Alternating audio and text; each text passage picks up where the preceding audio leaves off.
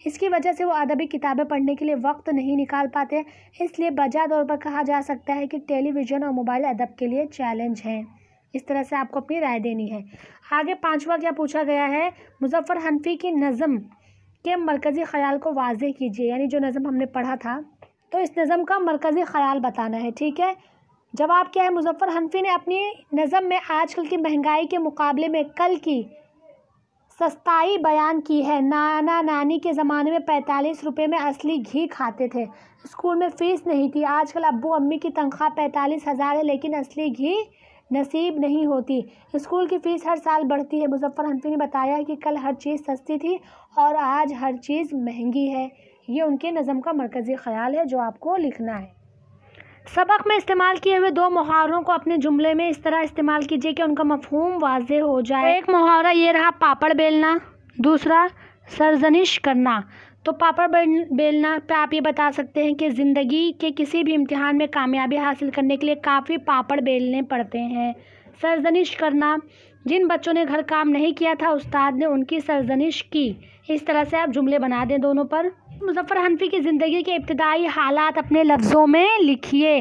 جواب کیا ہے کہ مظفر حنفی کی زندگی کے ابتدائی ایام انتہائی غربت میں گزرے۔ ان کے والد کھنڈوا میں ایک پرائمری اسکول میں ٹیچر تھے۔ ان کی والدہ اپنے آبائی وطن ہسوا فتح پور میں رہنے پر بضد تھیں یا مصر تھیں، اس لیے وہ اپنی 3 بیٹیوں اور بیٹے مظفر حنفی کے ساتھ ہسوا میں رہتی تھیں۔ والد صاحب صرف 10 روپے ماہانہ بھیجتے تھے، اتنے کم پیسوں میں بڑی مشکل سے گزر بسر ہوتی تھی۔ ان حالات میں بھی مظفر حنفی پڑھائی میں محنت کرتے تھے۔ مڈل اسکول کے بورڈ کے امتحان میں ممتاز طلباء کی فہرست میں 3 مقام حاصل کیا تھا۔ آگے پوچھا گیا بچوں کے ادب کی خصوصیات سبق کی روشنی میں لکھیے۔ بچوں کا ادب اپنے عہد کا آئینہ ہونا چاہیے۔ ماضی کی کہانیوں میں جو کام دیو، پریاں اور جادوگر کرتے تھے آج وہ سارے کام روبوٹ کمپیوٹر کرتے ہیں، اس لیے بچوں کے ادب میں ان کے آس پاس کی زندگی کے مختلف گوشوں سے موضوعات کا انتخاب کرنا چاہیے۔ بچوں کو براہ راست نصیحت کرنا ان کی نفسیات کے خلاف ہے۔ بچوں کو جو درس دینا ہے اسے شہد و شکر میں لپیٹ کر پیش کرنا چاہیے۔ ایسی مقصدی کہانیوں کو دلچسپ انداز میں بیان کرنا ضروری ہے۔ اگر بچوں کے لیے لکھی گئی کہانیوں، نظموں اور ڈراموں میں تفریح اور دلچسپی کا وافر سامان ہو تو وہ اس پیغام پر بھی غور کریں گے جو بین السطور دیا گیا ہے۔ بین یعنی کیا ہوتا ہے، بیچ میں، سطور یعنی سطروں کے بیچ میں، یعنی کہانی بتاتے بتاتے بچوں کو جو نصیحت کر دیا گیا ہے بین السطور، وہ بھی اس پر غور کریں گے۔ مختصر یہ ہے کہ بچوں کا ادب بچوں کی عمر، زبان کی استعداد، ان کی نفسیات اور زبان حال کے مطابق ہونا چاہیے۔ آگے دیکھتے ہیں کیا کہا گیا کہ ٹیلی ویژن اور موبائل تعلیم کے لیے مفید ہے یا مضر۔ مفید یعنی فائدہ مند، مضر یعنی نقصان دہ۔ اپنی رائے تحریر کیجیے۔ تو کیا رائے دیں گے ہم کہ کوئی بھی چیز بذات خود نہ اچھی ہے اور نہ بری، دراصل اس کے استعمال کے طریقے سے نفع یا نقصان ہوتا ہے۔ سائنس کی ہر ایجاد میں دونوں پہلو پوشیدہ ہیں، یعنی نفع بھی نقصان بھی، دونوں پہلو پوشیدہ ہیں، چھپے ہوئے ہیں۔ اگر اس کا صحیح طریقے سے اور اچھے مقصد کے لیے استعمال کرے تو وہ شے مفید ہوتی ہے، اگر اسے غلط طریقے سے اور برے مقصد کے لیے استعمال کرے تو وہ شے مضر ہوتی ہے، یعنی نقصان دہ ہوتی ہے۔ ٹیلی ویژن ایک مفید ایجاد ہے، اس پر ہم دنیا میں کہیں بھی ہونے والے واقعات کو اپنے گھر میں بیٹھے بیٹھے دیکھ سکتے ہیں، دنیا کے کسی بھی کونے میں موجود شخص کی تقریر، لیکچر سن سکتے ہیں۔ تعلیم و تدریس میں ٹی وی کو ایک بہترین وسیلے کے طور پر استعمال کر سکتے ہیں۔ مختلف جماعتوں کے مختلف مضامین کے اسباق کو ٹی وی پر پیش کیا جا سکتا ہے جنہیں مختلف ملک کے تمام اسکولوں میں بیک وقت سیکھا جا سکتا ہے۔ ان پروگراموں کو ریکارڈ کر کے حسب ضرورت استعمال کیا جا سکتا ہے۔ تاریخ، جغرافیہ اور سائنس کی وہ چیزیں جنہیں کلاس روم میں لانا ممکن نہیں انہیں ٹی وی کے اسکرین پر دکھایا جا سکتا ہے۔ ٹیلی ویژن تو ایک جگہ رکھا رہتا ہے، دیکھنے والے کو اس کے سامنے موجود ہونا پڑتا ہے۔ اس کے مقابلے میں موبائل فون تو ہر ایک کے ہاتھ میں ہوتا ہے۔ ہر بچہ انٹرنیٹ کی مدد سے موبائل پر تعلیمی پروگرام کو دیکھ سکتا ہے اور اپنے اسباق کو آسانی سے سمجھ سکتا ہے۔ اس لیے میرے خیال میں ٹیلی ویژن اور موبائل تعلیم کے لیے یقیناً مفید ہیں، لیکن ان کا دوسرا استعمال یقیناً نقصان دہ ہے۔ مضر اثرات یعنی برے اثرات بچے کے اخلاق اور صحت دونوں پر پڑ سکتے ہیں۔ تو یہ جو جواب تھا یہ بہت ہی آسان جواب ہے، اسے آپ اپنے جملے میں مکمل لکھ سکتے ہیں۔ آپ اس کا جواب آپ اس طرح سے بھی لکھ سکتے ہیں کہ آج اتنی بڑی بیماری کی وجہ سے ہر طرف لاک ڈاؤن ہے، آنا جانا بند ہے، اسکول، کالج، یونیورسٹیز بند ہے، بچوں کی پڑھائی کا اتنا نقصان ہو سکتا تھا لیکن آج انٹرنیٹ کی وجہ سے ہی ہماری تعلیم جاری ہے، ہم اسی کی وجہ سے اپنے اساتذہ سے کانٹیکٹ کر پا رہے ہیں، اپنے اساتذہ سے نئے نئے سبق پڑھ پا رہے ہیں۔ تو اس طرح سے آپ اپنے جملے میں بھی لکھ سکتے ہیں۔ آگے کیا پوچھا گیا ہے کہ غیر لسانی ادب کے منفی اثرات لکھیے۔ तो मनफी असरात क्या देना है आपको कि कार्टून, वीडियोज़, एनिमेशन, फिल्म वगैरह का शुमार बच्चों के गैर लिसानी अदब में होता है। मुज़फ़्फ़र हनफी का कहना है कि ये सब दर्स व तदरीस में मुआविन हैं। मुआविन यानी मददगार हैं। अलबत्ता किरदार पर इसके बाज़ मनफी असरात पड़ते हैं। मसलन बच्चे कॉमिक्स के बहुत आदी हो जाते हैं, इस वजह से उन्हें पढ़ने लिखने का वक्त नहीं मिलता और सेहत पर भी असर पड़ता है। तो बस इतना जवाब आपको लिखना है, आपको इतना बता देना है कि ये मनफी असरात हैं। ठीक है, आगे हम देखते हैं क्या पूछा गया है कि सबक में आए हुए अंग्रेज़ी अल्फाज की फ़हरिस्त बनाइए।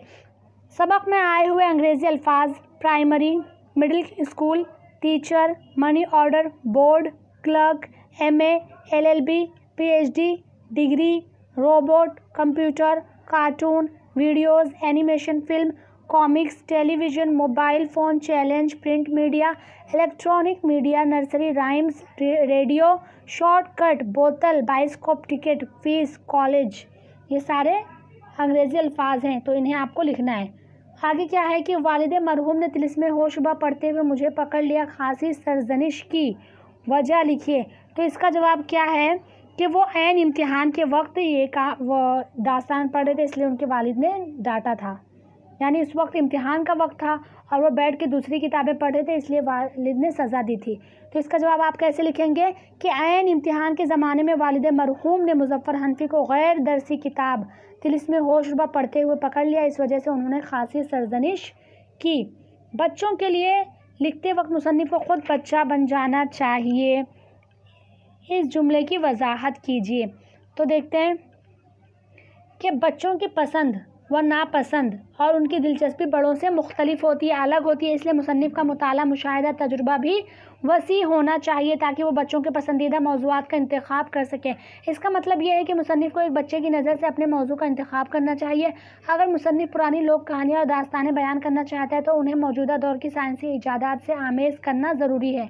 आमेज़ यानी मिलाना, ताकि बच्चे अपने आप को उनसे जोड़ सकें। तख्लीक़ात का बच्चों के तजुर्बात की दुनिया से मुताबिकत रखना ज़रूरी है, वरना बच्चे दिलचस्पी नहीं लेंगे। इसलिए बच्चों के लिए लिखते वक्त मुसन्निफ़ को ख़ुद बच्चा बन जाना चाहिए। इस तरह इतने जवाब में आपको वजाहत करना है।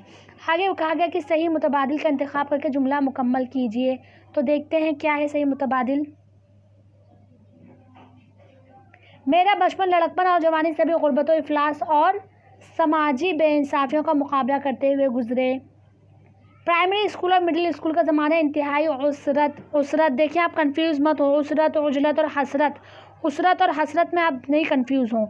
उसरत यानी तंगी होता है, हसरत यानी होता है किसी चीज़ का तमन्ना होना, हसरत होना। तो जवाब क्या है यहाँ पर? उसरत। तीसरा पूछा गया है कि डैश के ज़माने में मिडिल स्कूल के इम्तिहान में बोर्ड के 25 मुमताज़ तलबा की फहरिस्त में मेरा तीसरे मकाम पर नाम था। तो क्या आएगा? इफलास आएगा। इफलास यानी तंगी, गरीबी में। चौथा है कलील तनख्वाह में वालिदैन और बहनों की डैश के साथ अपने बीवी बच्चों की डैश के लिए खासे पापड़ बेलने पड़े। तो क्या आएगा? कलील तनख्वाह में वालिदैन और बहनों की परवरिश। पहले इसमें क्या आएगा? परवरिश के साथ अपने बीवी बच्चों की किफ़ालत आएगा। दूसरे में किफ़ालत के लिए खासे पापड़ बेलने पड़े। फिर आगे देखते हैं क्या है कि फ़िक्रे के लिए एक लफ्ज़ लिखिए। मसलन अदब लिखने वाला अदीब है ना, अदब लिखने वाले को अदीब कहते हैं। उसी तरह तरतीब देने वाला उसको क्या कहते हैं? मुरत्तब। मुरत्तब कहते हैं। इस तरह से आप लिखेंगे मुरत्तब। फिर तसनीफ़ करने वाला को मुसन्निफ़। मुसन्निफ़ आप सबको लिखना आता ही है इस तरह से। फिर क्या पूछा गया कि तहरीर करने वाला, तो क्या लिखेंगे आप? मुहर्रिर। मीम है और फिर 2 रे, इस तरह से रे पे तशदीद रहेगा और क्या लिखेंगे? मुहर्रिर। ठीक है, आगे है तर्जुमा करने वाला। तो तर्जुमा करने वाला क्या होता है? मुतरज्जिम। मुतरज्जिम आपको इस तरह से लिखना है, मीम ते रे फिर जीम और मीम, मुतरज्जिम। ठीक है, आगे कहा गया कि लाहिका साज और साबका ना लगाकर 4 मुरक्कब अल्फाज बनाइए। तो आप इस पे क्या क्या बना सकते हैं? 4 पहले हम साज पे देख लेते हैं। यहाँ पर आप बना सकते हैं कार साज, और क्या बना सकते हैं? घड़ी साज बना सकते हैं, ना साज बना सकते हैं, नून लगा के, नून अलिफ लगा के। ना साज यानी बोलते हैं ना हम, हमारी तबीयत ना साज है। तो इस तरह से 3 हो गए। और आप बना सकते हैं चारा साज। ठीक है, फिर आगे है ना लगाकर, साबका ना, यानी पहले हमें ना लगाना है और फिर बनाना है। तो आप ना लगाकर 4 क्या क्या बना सकते हैं, नाकाम, है ना, नाकाम, ठीक है। फिर नामुराद आप बना सकते हैं इस तरह से, नाअहल बना सकते हैं, नाअहल, और क्या बना सकते हैं, नालायक बना सकते हैं। तो इस तरह से 4 हो गए। फिर मिसाल दिया गया है कि मिसाल के मुताबिक वाहिद की जमा और जमा की वाहिद लिखिए। मिसाल, सिन्फ की जमा असनाफ, तो सल्फ की जमा क्या है, असलाफ। इस तरह से आपको सल्फ की जमा असलाफ लिखना है। फिर अतफाल का वाहिद क्या है, तिफल, तिफल। अफकार का वाहिद फ़िक्र, ठीक है। इस तरह से आपको पूरा लिखना है। तो अल्हम्दुलिल्लाह आज हमने 7वां सबक मुज़फ़्फ़र हनफी से एक मुलाकात मुकम्मल कर लिया, उसकी मश्क़ी सरगर्मियाँ भी देख ली। तो जितना जल्दी हो सके आप लोग इसके सवालात और जवाबात अपने बयास में नोट कर लें। अगर मेरी वीडियो से आपको फ़ायदा हो रहा है तो प्लीज़ लाइक करें, अपने दोस्तों से भी शेयर करें। अगली वीडियो कौन से टॉपिक पर होना चाहिए मुझे ये भी बताएं। चैनल को सब्सक्राइब करें। जो भी डाउट हो तो कमेंट में ज़रूर पूछें।